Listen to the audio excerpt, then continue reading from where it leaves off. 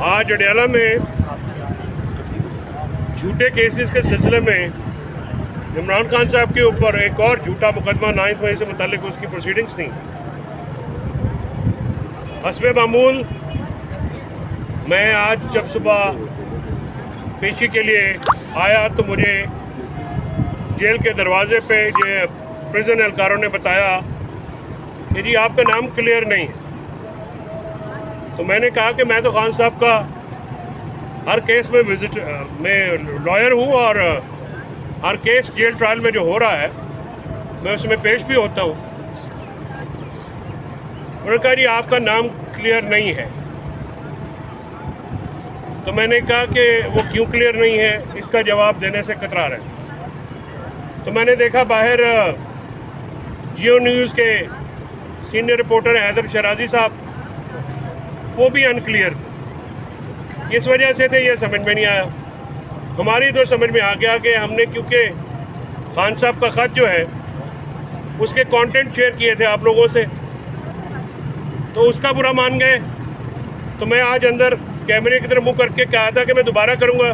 तो sir 6 point है इमरान खान के ख़त के, जिसमें उन्होंने कहा है कि फ़ौज से और अवाम की दूरी के ये 6 वजूहात: इलेक्शन रिगिंग, इलेक्शन 2024, जो फॉर्म 47 की माइनॉरिटी हुकूमत इस्टेब्लिशमेंट ने हमारे ऊपर इम्पोज की,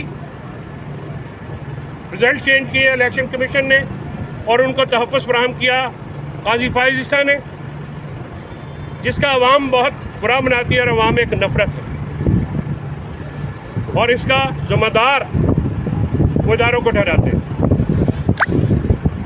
मुझे नहीं मालूम इस गुफ्तगू के बाद मैं आपके पास गुफ्तगू कर सकूँगा या मैं इंतज़ार पंजौते की तरह किसी इंसिडेंट का हिस्सा बन जाऊँगा, लेकिन ज़रूरी है कि ये बातें रिकॉर्ड पे लाई जाए। दूसरा नुक्ता, 26वीं आईनी तरमीम, जिनकी बात सिखों के तहत निज़ाम अदल पे हमला किया, निज़ाम अदल को तहस नहस किया गया और अदलिया को बांदी बना दिया गया। जजिस को रेवेन्यू एहलकारों की तरह यानी पटवारियों और क्लर्कों की तरह ट्रीट किया जा रहा है। ये किसी एक जज का मसला नहीं है, ये इदारे का मसला है। लेकिन वकीला जब पीछे मुड़ के देखते हैं तो उस कमीनगाह में कुछ जजेस भी मुलव्वस हैं, जो हैंड इन ग्लव हैं अपने इक़्तिदार की लालच में। कोई सुप्रीम कोर्ट में एलिवेट होना चाहता है, कोई चीफ जस्टिस बनना चाहता है, कोई जज भर्ती कराना चाहता है। तो उस सिलसिले में अदलिया का इदारा रहे ना रहे, इनकी नौकरियां रहनी चाहिए। मैं आज बिल्कुल बाशगाफ लफ्ज़ों में ये कह रहा हूँ कि ऐसे चीफ जस्टिस होने पे कोई फ़ख्र नहीं होता जिसके अंडर मातहत अदालतों के अहकामात को रौंद दिया जाए। वो एक तख्ती होती है, तख्ती तो कब्रों पे भी लग जाती है, जिस पे मदफून का अता पता मालूम हो। या जो तारीख में ज़िंदा रहते हैं वो फैसले करते हैं, वो जुर्रतमंद होते हैं, वो बाकिरदार होते हैं, वो ताकतवरों के साथ हाथ मिला के अपने इदारे की तबाही नहीं करते, बैक स्टैबिंग नहीं करते। तारीख में हमेशा वो जज जिंदा रहे हैं जिन्होंने आइन और कानून और जमहूरियत का साथ दिया। वो जज तारीख का हिस्सा बन गए, काजी फाइज़ ईसा जैसे, जिन्होंने ज़ाती मुफाद के लिए अवाम के वोटों की चोरी को तहफ़्फ़ुज़ फराहम किया। पाकिस्तान में 26वीं आईनी तरमीम और अदलिया का निज़ाम तहस नहस करने में सिर्फ 2 वजूहात हैं। एक वजह वो इमरान खान के केस है और दूसरी वजह इलेक्शन फ्रॉड का सामने आ जाना। इसको कवर देने के लिए 26वीं आईनी तरमीम की गई, पार्लियामेंटेरियंस को उठाया गया, किसी को ख़रीदा गया, किसी के घर तोड़े गए, किसी के बच्चे उठाए गए। ये रिकॉर्ड की बात है। 8 फरवरी 2024 को ये हुकूमतें, जो नून लीग और पीपल्स पार्टी, जो इस्टेब्लिशमेंट की बी टीम है, उन्होंने अपने सियासी क्रेडेंशियल्स जो हैं उनको ख़त्म कर लिया। ये वो दिन था जब नवाज शरीफ में अगर थोड़ी सी भी जमहूरियत होती, गैरत होती, तो वो पीटीआई का मैंडेट तस्लीम करते और तारीख़ में एक सियासतदान के तौर पे याद रखे जाते। सिंध वालों में अगर थोड़ी बहुत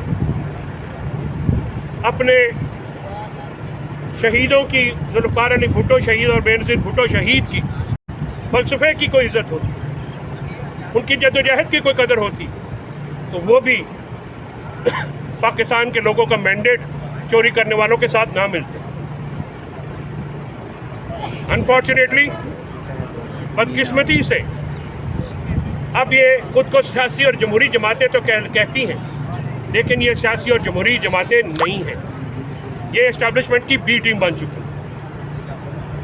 पीका लॉ वो तीसरा नुक्ता है जो कि मेन स्ट्रीम मीडिया को गैग करने के बाद, उनका गला घोटने के बाद, सोशल मीडिया और इंटरनेट पर असॉल्ट के लिए वो काला कानून पास किया गया।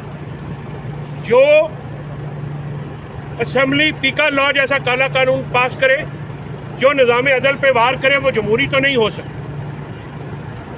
हाँ, वो आमरों की नुमाइंदा हो सकती। इसमें कुछ जमातों को इस्तेमाल किया गया, उनके साथ वादा शिकनी की गई। पाकिस्तान के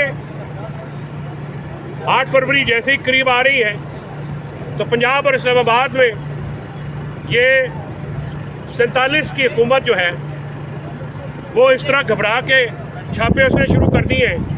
पीटीआई के वर्कर्स जो हैं, रहनुमा जो हैं, उनके घरों पे और उनको उठाया जा रहा है कि कहीं 8 को जलसा न कर लें।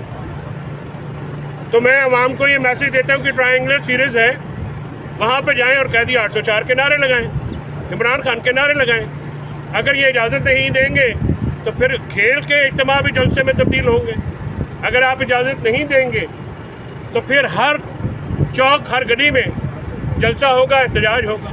एहतजाज तो आईनी हक है, उसको रोका नहीं जा सकता। तमाम इदारों जिनका काम दहशतगर्दी रोकना है, उनका सिर्फ एक काम है कि वो पीटीआई को क्रश करें, वो जजेस जो आज़ाद हैं उनको क्रश करें, निज़ाम को क्रश करें और पाकिस्तान तहरीक-ए-इंसाफ को कुचलने के इस मॉडल के पीछे पाकिस्तान ने की अदलिया को, पाकिस्तान की जमहूरियत को, पाकिस्तान के आइन को, पाकिस्तान के मीडिया को रौन डाला गया है।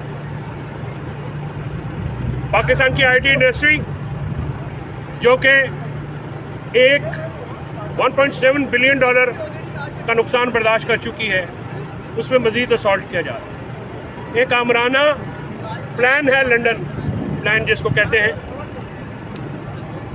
उसको आगे बढ़ाने का। इमरान खान साहब ने लिखा है कि पॉलिसियों पर नज़रसानी कीजिए हुजूर। आपकी पॉलिसियों ने इस मुल्क के अवाम को और इदारों को दूर किया है, और इदारे, फ़ौज वो जंग नहीं जीत सकती जिसके पीछे अवाम मुतहद होकर खड़ी ना हो।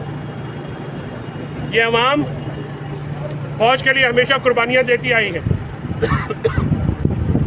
फ़ौज के जवान और अफसरान भी हमारे लिए कुर्बानियाँ देते हैं। शोहदा हमारे लिए बाइस तकरीम, बाइस इज़्ज़त है, बाइस एहतराम है, काबिल फ़ख्र है।